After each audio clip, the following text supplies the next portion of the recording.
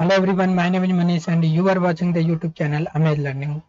This is the 5th lecture of Basic Mathematics. इससे पहले हमने ट्रिगोनोमेट्रिक सीरीज के 4 लेक्चर कंप्लीट कर दिया है, ये YouTube चैनल पे अपलोडेड है।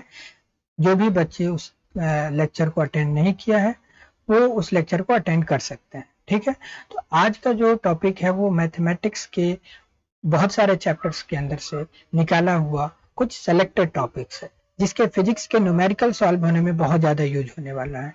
बहुत सारे बच्चे जब न्यूमेरिकल सॉल्व कर रहे होते हैं उनसे न्यूमेरिकल नहीं होते हैं, क्योंकि वो जो बेसिक मैथमेटिक्स है उसके अंदर जैसे ज्योमेट्री हो गया, मेंसुरेशन हो गया, उसके बाद आपको बेसिक अलजेब्रा हो गया, इन सब के जो कुछ टॉपिक्स है वो उन्हें बहुत अच्छे तरीके से नहीं आता है। वो उसके या तो उसके कंसेप्ट को भूल गए होते हैं वो, या वो पढ़े ही नहीं है। ठीक है, वैसे वो तो है बेसिक, लेकिन वो उन्हें नहीं आते हैं। तो हम वो छोटे छोटे टॉपिक पर डिस्कस करेंगे ताकि फ्यूचर में जब आपका फिजिक्स के टॉपिक पर हो तो उसमें जब न्यूमेरिकल आए तो आपको कोई प्रॉब्लम नहीं हो। ठीक है, तो वो टॉपिक जो है वो हम आज लेकर आए हैं। वो जो टॉपिक है उसे देखते हैं। वो जो टॉपिक है वो कुछ इस तरीके से हमने डिवाइड किया है। ये रहा हमारे पास सेलेक्टेड टॉपिक है कुछ, चलिए देख लेते हैं। ये रहा हमारे पास प्लेन ज्योमेट्री के अंदर कुछ चीजें पढ़ेंगे, सॉलिड ज्योमेट्री पढ़ेंगे, अलजेब्रा के अंदर पढ़ोगे आप लोग क्वाड्रेटिक इक्वेशन को कैसे सॉल्व करते हैं, है ना। बहुत सारे बच्चे जानते भी है इसको। दो इक्वेशन हो, अगर इस तरीके का दो इक्वेशन है, दो वेरिएबल में अगर दो इक्वेशन है, दो इक्वेशन हो, दो अननोन है, तो हम कैसे फाइंड करेंगे। ठीक है, काफी बेसिक चीजें हैं। जो बच्चे नहीं आते हैं जिनको कुछ, उनके लिए है ये। ठीक, एपीजीपी के कुछ फॉर्मूले पढ़ेंगे जिसका फिजिक्स में यूज होना है। उसके बाद हम लोग लॉग के कुछ प्रॉपर्टीज पढ़ेंगे ना, लॉग काफी इंपॉर्टेंट कंसेप्ट है। और उसके बाद हम लोग डिटर्मिनेंट के कंसेप्ट पढ़ेंगे, डिटर्मिनेंट को सॉल्व करते हैं कैसे, क्या चीज है। ठीक है, और साइन और कोसाइन रूल पढ़ेंगे। तो आज सेलेक्टेड मैथमेटिक्स के सेलेक्टेड टॉपिक के अंदर फर्स्ट लेक्चर है। ठीक है, ओके, तो आज का लेक्चर हम स्टार्ट करते हैं। सबसे पहले हम प्लेन ज्योमेट्री के कुछ कंसेप्ट्स को देखते हैं। चलिए आइए, फर्स्ट जो कंसेप्ट है हमारे पास कुछ इस तरीके से है। जैसे आप टर्म सुने होंगे जब आप स्कूल में थे, अंडर 10th क्लास से पहले, शायद 9th में या 8th क्लास में कुछ रहे होंगे, तो आप ये टर्म सुने होंगे, corresponding angle and alternate angle, vertical या अपोजिट एंगल, ये सुने होंगे ना। उसको हम समझते हैं ना, कॉरस्पॉन्डिंग एंगल वो क्या चीज है पहले उसे समझते हैं। अगर मान लो हमारे पास कोई दो स्ट्रेट लाइन है, एक ये लाइन है और ये लाइन, सॉरी, अगर मान लो ये दो स्ट्रेट लाइन है हमारे पास इस तरीके से, ये दोनों पैरेलल होना चाहिए। देखो पैरेलल है। अब इसको अगर कोई थर्ड लाइन इंटरसेक्ट करे, ठीक, तो इसके अंदर देखो जो अपर लाइन है हमारा, यहाँ पे 4 एंगल बना, इसको मैं कुछ नेम दे देता हूँ। ये जो अपर लाइन है पैरेलल लाइन, और जो इंटरसेक्टिंग लाइन है 1 2 3 4 ऐसे नेम दे दिया। ऐसे ही यहाँ पे भी 4 एंगल्स बने, 5 6 7 8, इस तरीके से हम लोगों ने इसको नेम दे दिया। अब हमें ये बस समझना है कि कॉरस्पॉन्डिंग एंगल आखिर क्या चीज होता है ना। Corresponding angle, corresponding angles, corresponding angles क्या चीज है इसे देखते हैं। आइए, कॉरस्पॉन्डिंग एंगल क्या है, अब इसको समझने के लिए आप देखो यहाँ ध्यान से। सबसे पहले ये देखो, ये अपर हॉरिजेंटल लाइन है और ये एक इंटरसेक्टिंग लाइन है। ये जो 1 है ये हॉरिजेंटल लाइन के अपर साइड है और लेफ्ट में है, 2 राइट में है, और जो लोअर साइड में ये लेफ्ट ये राइट। वैसे ही ये जो हॉरिजेंटल लाइन है, नीचे का जो लाइन है, इसके अपर साइड में लेफ्ट है, ये राइट है, ये लोअर साइड में लेफ्ट है और ये राइट है। ठीक, तो देखो नेम ही क्या है, कॉरस्पॉन्डिंग एंगल। मतलब यहाँ पे इसका मतलब ये हुआ कि ये जो एंगल 1 है इसके बिल्कुल सेम साइड में, ठीक, ये जो एंगल 1 है वैसे ही देखो 1 क्या है, राइट साइड है। ये जो लाइन है स्ट्रेट लाइन, इसके राइट साइड में अपर वाला है। ठीक, वैसे ही जो लोअर स्ट्रेट लाइन है इसके भी राइट साइड में जो अपर वाला होगा, ये दोनों क्या है, कॉरस्पॉन्डिंग। ऐसे ही ये राइट वाला और ये 2 और 6 ये दोनों क्या हो जाएगा, कॉरस्पॉन्डिंग एंगल। सिमिलरली अगर ये 3 है, इस हॉरिजेंटल लाइन के नीचे लेफ्ट साइड में, तो इस हॉरिजॉन्टल लाइन के नीचे लेफ्ट साइड में 7 यानी 3 और 7 ये दोनों क्या है कॉरस्पॉन्डिंग। सिमिलरली 4 और 8 भी क्या है कॉरस्पॉन्डिंग एंगल। तो जो कॉरस्पॉन्डिंग एंगल्स होते हैं वो इक्वल होते हैं, ठीक है। जो कॉरस्पॉन्डिंग एंगल है वो इक्वल होते हैं। अब देखिए तो इसका मतलब ये है कि यहाँ पे आप लिख सकते हो जो 1 है एंगल, ऐसे लिखो एंगल का नोटेशन 1 इक्वल होगा किसके 5 के। देखिए एंगल 1 एंगल 5 के कॉरस्पॉन्डिंग है। सिमिलरली 3 किसके है 7 के, तो ये भी लिख सकते हैं angle 3 equal to angle 7। Similarly 2 किसके कॉरस्पॉन्डिंग है 6 के, एंगल 2 इक्वल टू एंगल 6। और फिर angle 4 equal to 8, angle 4 equal to angle 8, ठीक है। ये समझ गया आपकी कॉरस्पॉन्डिंग एंगल क्या होता है और वो सेम होता है, ठीक। अब आ जाइए वर्टिकली अपोजिट एंगल। वर्टिकली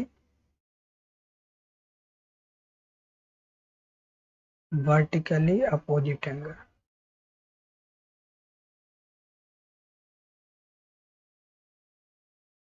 ठीक है। इसे समझ जाओ वर्टिकली अपोजिट एंगल। देखो ये क्या चीज है वर्टिकली, ये देखो ये 1 है, ये 1, एक मिनट, ये जो है 1 और इसके वर्टिकली बिल्कुल अपोजिट कौन सा है 4। ये दोनों क्या है वर्टिकली अपोजिट और ये दोनों क्या है इक्वल होता है। वर्टिकली अपोजिट एंगल भी इक्वल होता है, इक्वल। वैसे ही 2 के वर्टिकली अपोजिट कौन सा है 3, 5 के वर्टिकली अपोजिट 8, 6 के वर्टिकली अपोजिट 7, है ना। ये सब आप जानते हो बिल्कुल।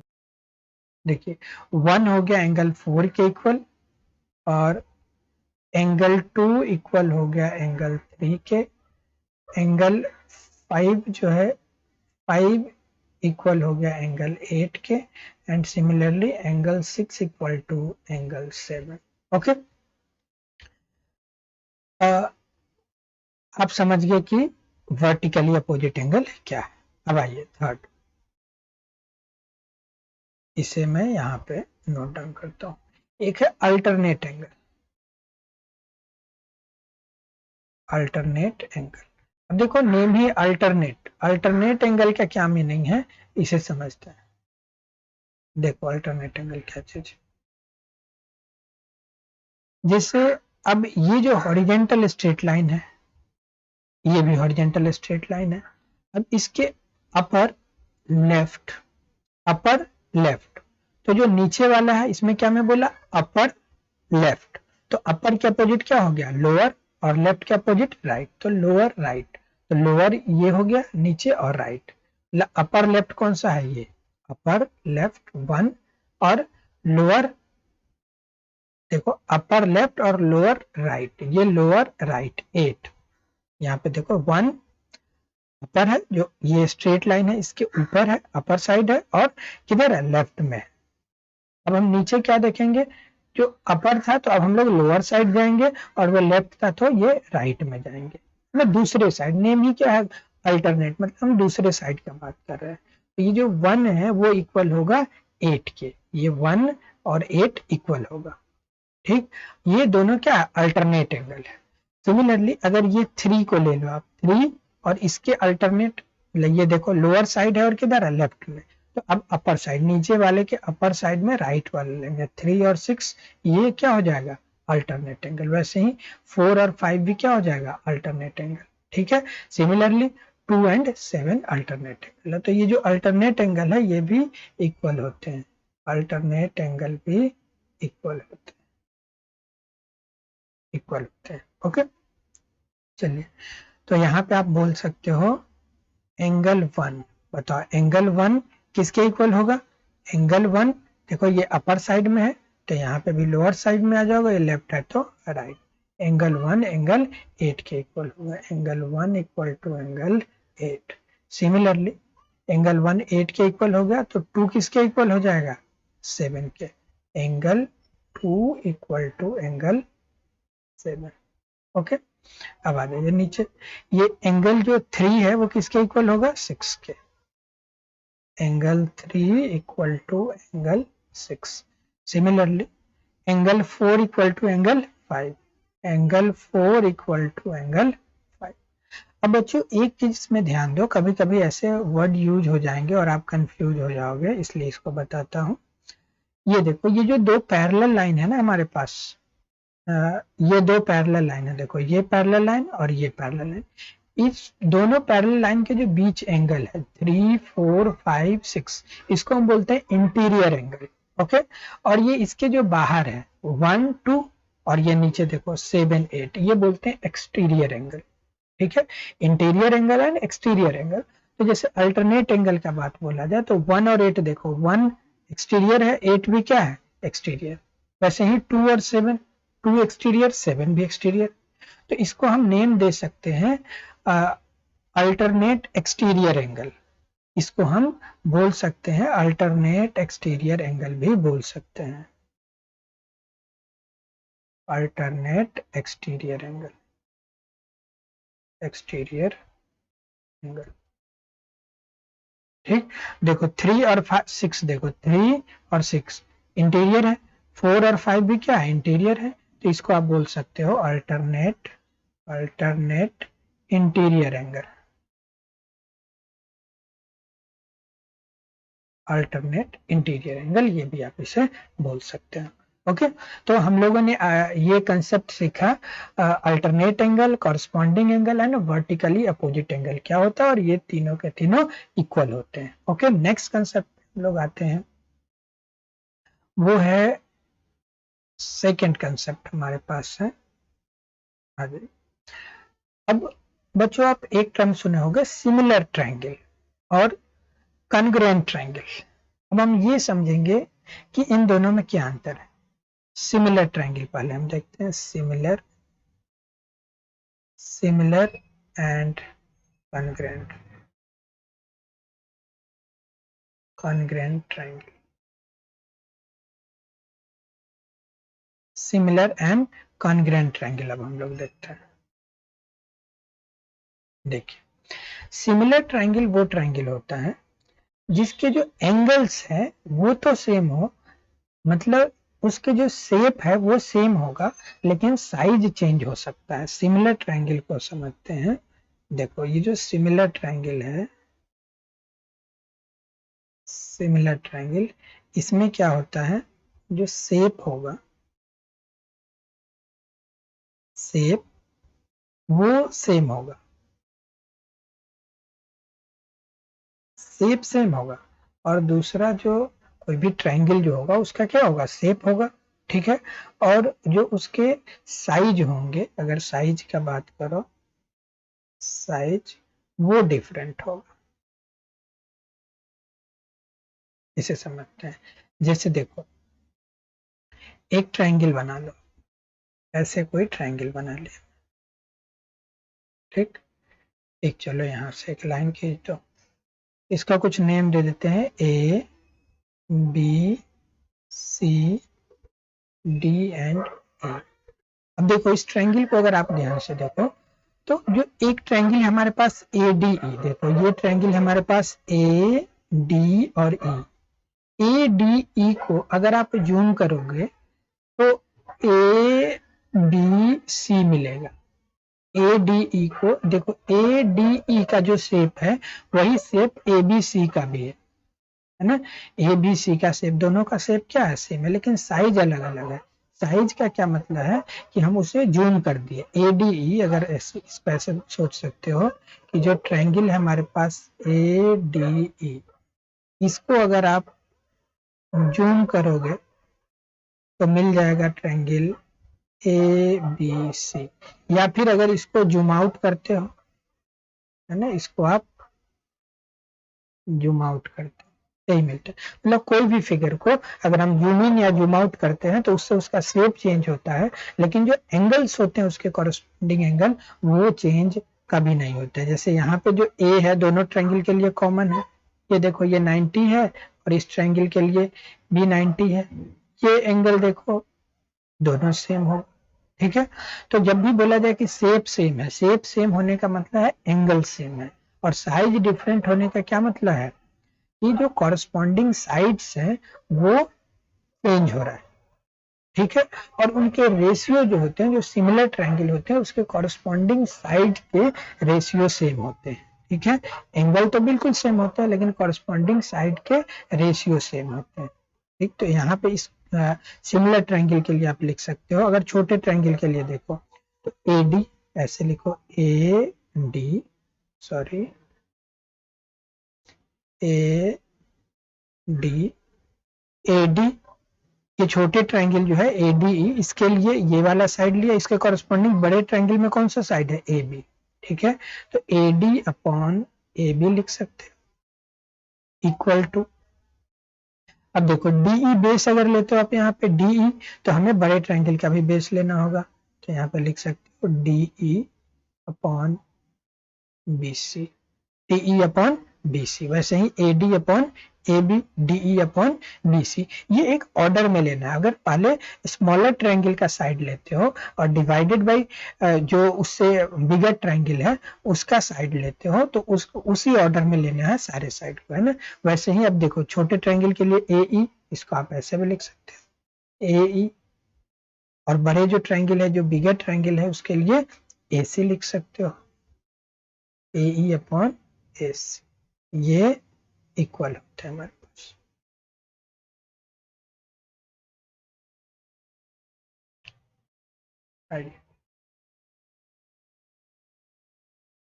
इसको आपको याद रखना है। ठीक है, ये सिमिलर ट्रायंगल का एक तरीके से प्रॉपर्टी हो गया।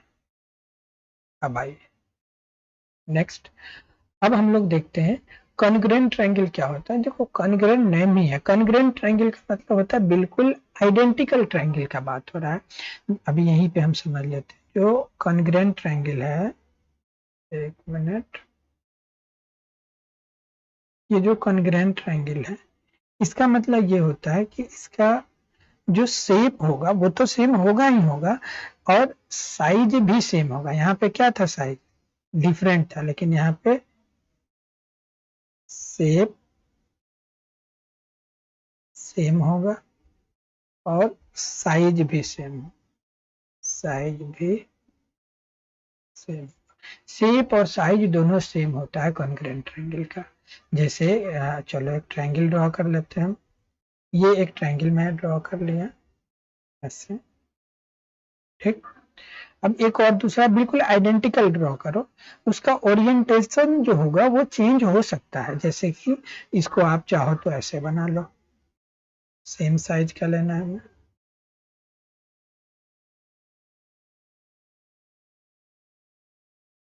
देखो ये दोनों ट्रायंगल बिल्कुल सेम साइज का है, ओरिएंटेशन चेंज कर दिया। अब इसको क्या करो, आप इसको रोटेट कर दो। इसको क्या करो, अगर आप रोटेट करते हो, इसको रोटेट करके इसके ऊपर रख देते हो, अगर इसको रोटेट करके अगर आप इसके ऊपर रख दोगे तो दोनों सुपर इम्पोज होगा। जो एक ट्रायंगल है उसके ऊपर दूसरे ट्रायंगल को रख दो तो रोटेट करके सेम ओरिएंटेशन में, तो वो एक दूसरे को कवर कर लेगा। ठीक है ना, क्योंकि उसका शेप भी सेम है और साइज भी सेम है। शेप सेम होने का क्या मतलब है, एंगल सेम है। देखो ये एंगल, ये एंगल, ये एंगल, ऐसे कॉरस्पॉन्डिंग इसमें देखो ये एंगल हो गया 90 वाला, एक ये हो गया, ये जो कॉरस्पॉन्डिंग एंगल है ये सेम होगा। ठीक है, तो हम कॉन्ग्रुएंट ट्रायंगल बोलते हैं। कॉन्ग्रुएंट ट्रायंगल को बोल सकते हो बिल्कुल आइडेंटिकल ट्रायंगल। वो जो ट्रायंगल है वो अलग अलग ओरिएंटेशन में रखा हुआ हो सकता है, तो उसको हम लोग रोटेट करके एक दूसरे के ऊपर रखे तो वो एक दूसरे को ढक लेगा। ठीक है, तो वैसे ट्रायंगल कॉन्ग्रुएंट होते हैं। ठीक, तो हमने दो ही चीजें सीखा इसमें, क्या है, similar triangle, congruent triangle. Similar triangle में क्या होगा, एंगल सेम होगा, और कॉन्ग्रुएंट ट्रायंगल में भी एंगल सेम होगा। तो एंगल तो दोनों में सेम होगा, एंगल सेम होने का मतलब शेप सेम होना। लेकिन सिमिलर ट्रायंगल में जो साइज होते हैं वो छोटे बड़े हो सकते हैं। ठीक, लेकिन कॉन्ग्रुएंट में छोटे बड़े नहीं हो सकते हैं। तो एंगल सेम तो दोनों में होगा, सिमिलर हो या कॉन्ग्रुएंट हो, कॉरस्पॉन्डिंग एंगल सेम होगा। ठीक, लेकिन सिमिलर ट्रायंगल का जो कॉरस्पॉन्डिंग साइड होगा वो सेम नहीं होगा, कॉरस्पॉन्डिंग साइड का रेशियो सेम होता है। और कॉरस्पॉन्डिंग कॉन्ग्रुएंट जो ट्रायंगल होगा उसमें कॉरस्पॉन्डिंग साइड इक्वल होगा। ठीक है, ये हमारा बेसिक अंतर है सिमिलर और कॉन्ग्रुएंट ट्रायंगल में। ठीक है, चलो अब हम नेक्स्ट टॉपिक देखते हैं इसमें। आ जाइए। नेक्स्ट टॉपिक है हमारे पास, हमने 2 टॉपिक सीखा अभी तक। क्या क्या सीखा? एक तो हम कंसेप्ट सीखे कि अगर 2 पैरेलल लाइन को एक थर्ड लाइन इंटरसेक्ट करती है तो जो वर्टिकली अपोजिट एंगल हो गया वो इक्वल होता है, अल्टरनेट एंगल इक्वल होता है और कॉरस्पॉन्डिंग एंगल इक्वल होता है। उसके बाद हम लोगों ने सिमिलर एंड कॉन्ग्रुएंट ट्रायंगल के प्रॉपर्टीज को देखा। अब आ जाइए, जो थर्ड कंसेप्ट है, अगर हमारे पास कोई ट्रायंगल है इस तरीके से,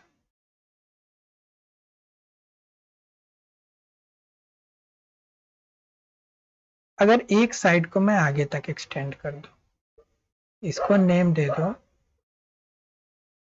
इसका नेम दे देता हूं मैं ए बी सी, चलो यहाँ पे लिख देता हूं डी। ये जो एंगल है हमारा ए और ये एंगल है हमारे पास बी, इसका चलो कुछ नेम दे देता हूँ। यहाँ पे लिख देता हूँ मैं θ1, इसको लिख देता हूँ θ2, ओके। इसको लिख देता हूँ, ये जो हमारा इसको θ3, और ये जो है इसको मैं लिख दिया θ4, ओके। अब आप जानते हो ट्रायंगल के जो तीनों साइड्स होते हैं उसके जो एंगल्स के सम होते हैं वो 180 डिग्री है, याद रखना है। θ1 प्लस θ2 प्लस θ3, ये तीनों मिलके 180 डिग्री होते हैं, ठीक है। उसके बाद ये जो ABC ट्रायंगल है ना, θ1 θ2, ये दोनों इंटीरियर एंगल है। इंटीरियर एंगल का मतलब जो इसके ट्रायंगल के अंदर है। और देखो ये ट्रायंगल बनाया मैं, ए बी सी एक ट्रायंगल बनाया, और ये जो BC साइड है इसको थोड़ा आगे तक एक्सटेंड कर दिया। ये जो θ4 होगा ना, पहले समझ लेते हैं, ये जो θ4 होगा वो इक्वल होता है θ1 प्लस θ2 का। ये याद रखना है, इसका जब आप ऑप्टिक्स पढ़ोगे फिजिक्स के अंदर तो बहुत यूज होगा। θ1 और θ2 को अगर हम ऐड करें, ये दोनों इंटीरियर एंगल, θ1 और θ2 को ऐड करें तो जो एक्सटीरियर एंगल था ये θ4, ये इसके इक्वल होता है, ठीक। अगर इसी ट्रायंगल, समझ गया ना? चलो एक और ट्रायंगल ड्रॉ कर लो, अगर समझ नहीं आया तो कोई भी ट्रायंगल आप ड्रॉ कर सकते हो, जैसा जरूरी नहीं है राइट एंगल ट्रायंगल, किसी भी शेप में आप बना लो। चलो ऐसे बना लेता हूँ,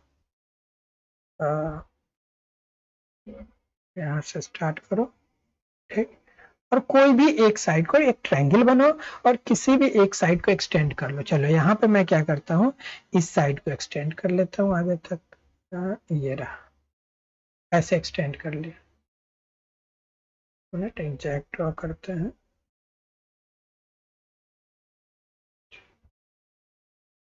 इस साइड को एक्सटेंड कर लिया, अब समझ जाना, ठीक है।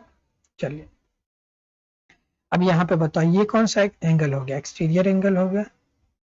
यहाँ पे ये हो गया हमारा एक्सटीरियर एंगल, कुछ भी नहीं। अब बताओ ये एक्सटीरियर एंगल, तो इंटीरियर कौन सा, ये दोनों, ये और ये, इसको θ1 बोलो, इसको θ2 और इसको θ3। चलो इसको θ3 रहने दो, ये हो गया हमारा θ4, θ4, वही चीज है यहाँ पे, है ना।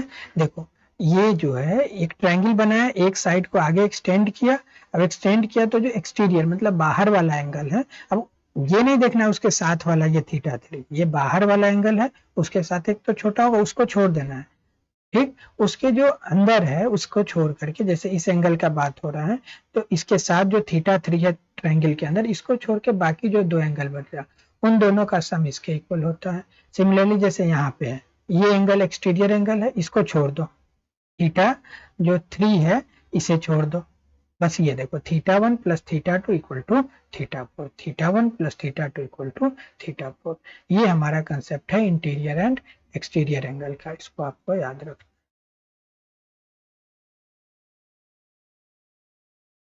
चलो सिमिलरली इसको भी आप याद रखो।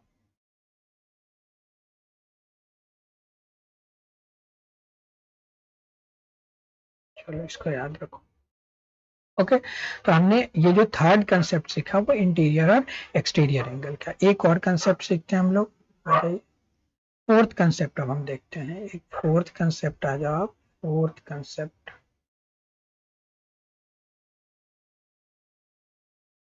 फोर्थ जो कंसेप्ट है, एक सेमी सर्कल ड्रॉ करो। इस ट्रायंगल, सेमी सर्कल के अंदर कोई भी ट्रायंगल ड्रॉ करो ऐसे, ठीक। अगर कोई भी ट्रायंगल ड्रॉ करते हो, जैसे एक ट्रायंगल एग्जांपल के लिए मैं ड्रॉ किया, तो इसमें जो ये वाला एंगल होगा, जो यहाँ पे जो एंगल होगा, ये 90 डिग्री होगा, ठीक। कोई दूसरा ट्रायंगल भी आप ड्रॉ कर सकते हो, जैसे चलो दूसरे कलर से ड्रॉ कर देता हूँ।